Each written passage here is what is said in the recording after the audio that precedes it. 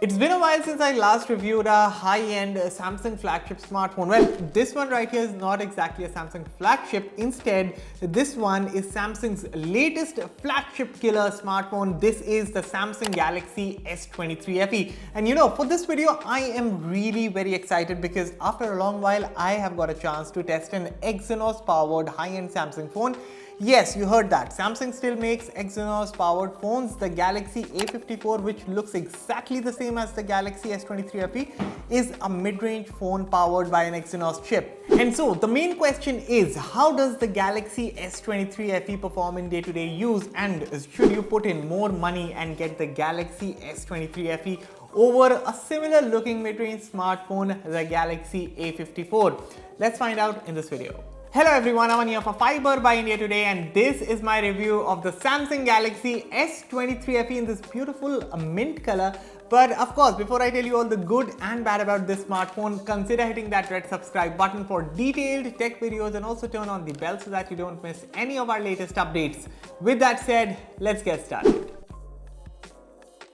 Now, design-wise, the Galaxy S23 FE follows Samsung's current design language as the flagship S23 series, and in fact, this one looks exactly like a premium version of the Galaxy A54.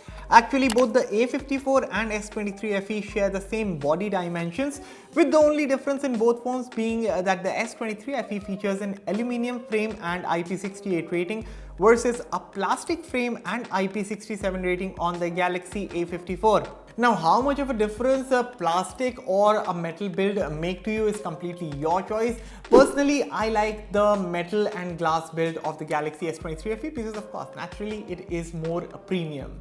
But I will also not deny that the phone feels sharp from the back, especially around the edges, because technically it is not that big of a phone. It has a 6.4-inch screen, pretty normal, but again, no denying that it is thick and has some bulk if something that you care about. Apart from this, Gorilla Glass 5 protection on the front and back, a Type-C port at the bottom, nice and clicky buttons on the side, the in-display fingerprint sensor is fast and reliable. I only wish the bezels at the front could have been slimmer, because you see the hole punch is pretty tiny, but the bezels, especially this chin, do not feel up to 2023 standards. But then you know, all these things start to fade when you lay your eyes on this gorgeous screen up front.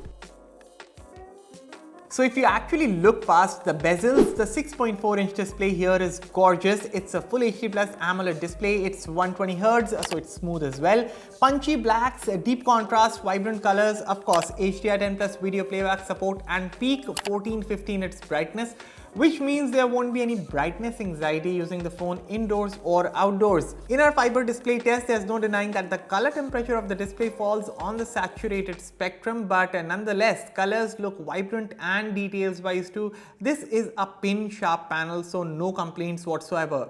Now, media consumption on a whole is also quite good, and it's all complemented by superb sounding dual speakers on the Galaxy S23 FE. Listen.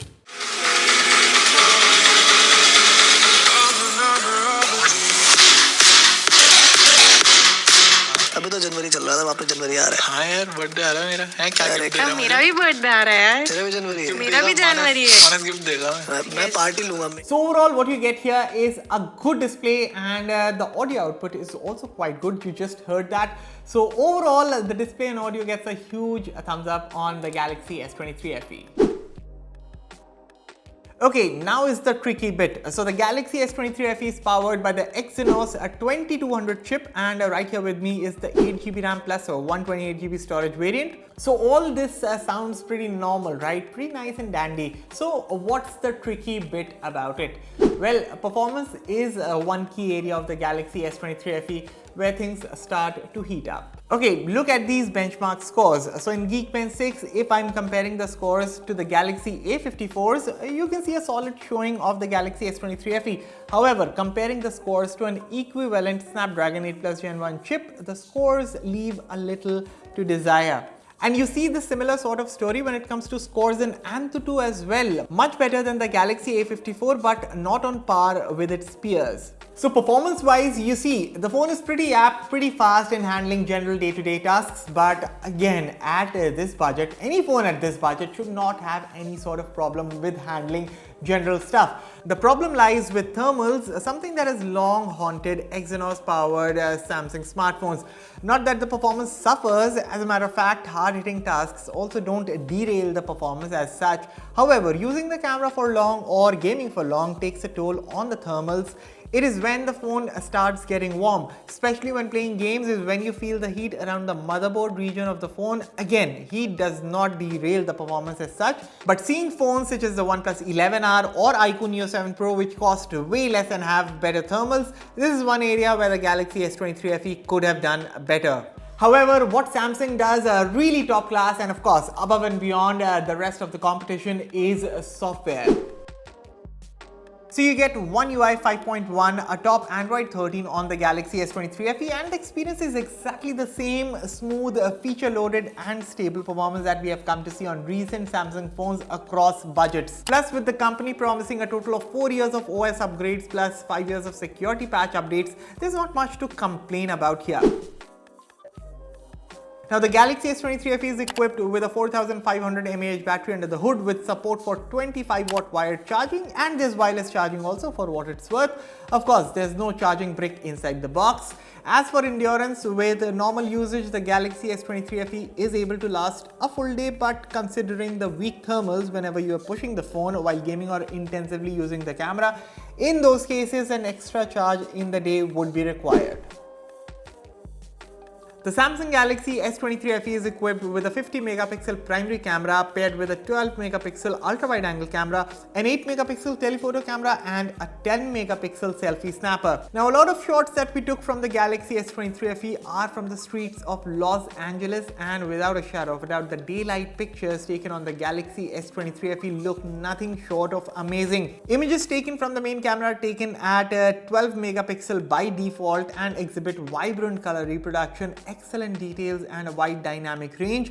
Shots taken from the 3x telephoto camera also turned out well detailed, and the best part is there's very little color disparity across lenses, so that is great. And on the whole, it's typical Samsung camera tuning that you get here, which means the shots look really good, and if you're someone who loves posting on social media, well, you will be able to get a lot of social media worthy shots instantly. Even the shots taken at night with good enough environmental light around, what the Galaxy S23 FE camera was able to achieve looked sharp, detailed and noise-free results. Plus, the best thing is how the camera is able to manage both the highlights and shadows in the most balanced manner is nothing short of commendable. Finally, there's nothing much to complain about with selfies as well. Shots are detailed, skin tones look good, and the overall results in both normal as well as portrait mode are very nice. So this right here is the rear-facing video recording sample shot on the Galaxy S23 FE. Of course, this phone can shoot up to 4K 60 FPS, and this is the kind of quality that you can get from this camera. Of course, we have tested this camera intensively on the streets of LA, and of course, I've also tested it around on the streets of Delhi. Manas used it in LA. But yeah, extremely good camera recording on the S23 FE. Stabilization is top notch, colors look great. Actually on the poppy side, on the saturated side, but you know, I love the color reproduction on the Galaxy S23 FE. Rest, what do you guys think about the overall quality? Dynamic range is wide, HDR performance is also quite nice. But you guys let me know your thoughts about all of this in the comments. Next up is the selfie video. And this is your selfie video. Again, 4K 60 FPS recording on the Galaxy S23 FE. Once again, video recording on the Galaxy S23 FE is top notch from the rear camera or the front camera. As you can see, I'm shooting right in front of the sun, and HDR performance is also quite good. Dynamic range is wide. You're also getting electronic stabilization on the front, so stable videos on the front and rear, and of course top-notch quality front or rear. Again, you can see the sun rays are falling right on my forehead, but still the phone is doing a very good job in maintaining the highlights. It's not burning my skin also, so good job when it comes to the video recording. And next up is the verdict.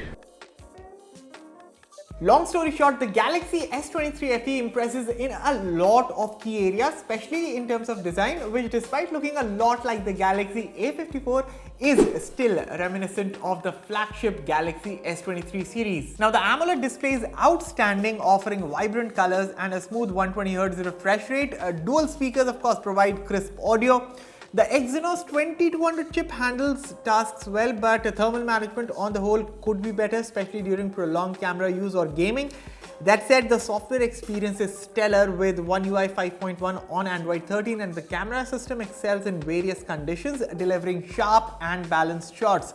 In conclusion, the Galaxy S23 FE is a compelling option, offering flagship-like features at a more accessible price point. As for should you get the Galaxy A54 or the Galaxy S23 FE, well, if you want to save money and are okay living with decent cameras and decent performance, go for the Galaxy A54, which should be more than enough for most folks, and you will also end up saving a good amount of cash. However, if you're looking for more in terms of raw performance, a better display and way better performing cameras day and night, the Galaxy S23 FE should be your ideal choice, no question asked. Either way, Fiiber rates the Samsung Galaxy S23 FE a 7.5 on 10. Rest, you guys let me know your thoughts about this smartphone in the comments below. As always, for all the latest in tech, stay tuned to Fiiber. I'll catch you all in the next one. Thank you for watching.